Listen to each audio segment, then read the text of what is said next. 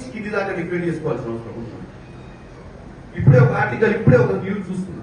పవన్ కళ్యాణ్ గారు అంటే కూర్చొని చదువుతున్నా సరే, అవకాశం వచ్చింది, మీడియాతో మాట్లాడే అవకాశం లేదు కాబట్టి మీకు మీ సమస్యలో చెప్తున్నా కార్యకర్తలకు. పవన్ కళ్యాణ్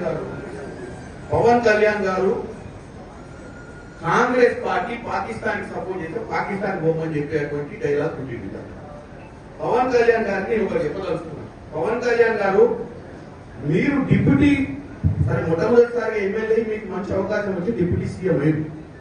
ఇది సినిమా కాదు, స్క్రిప్ట్ రాసిస్తే చదువుకోని. నువ్వు ఒక ఉప ముఖ్యమంత్రి అంటే ఒక స్థాయి ఇచ్చింది, స్థాయికి తగ్గట్టు మాట్లాడాలి. ఎవడో స్క్రిప్ట్ రాసిస్తే చదువుడు, లేకపోతే ప్రధానమంత్రిని నువ్వు కృషి చేయాలనుకుంటే ఇంకేదైనా ప్లాట్ఫామ్ మీద పోయి రాజకీయాలు బంద్ చేసి సినిమా తీసి నంగనారావు తీసినట్టే మనం 2-3 సినిమాలు తీసి ఆయన ప్రసన్నం చేస్తాం.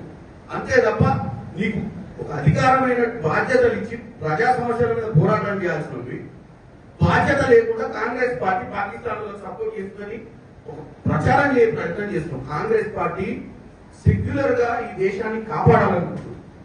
పాకిస్తాన్ ఇక్కడ ఉన్నటువంటి కుల మతాలకు అతీతంగా కాంగ్రెస్ పార్టీ అందరినీ ఒక పట్టున బతికేయాలనుకుంటుంది. పవన్ కళ్యాణ్ గారు, మీ నాయకుడు ఎవరైతే ప్రసన్నం చేస్తున్నారో నరేంద్ర మోడీ లెక్క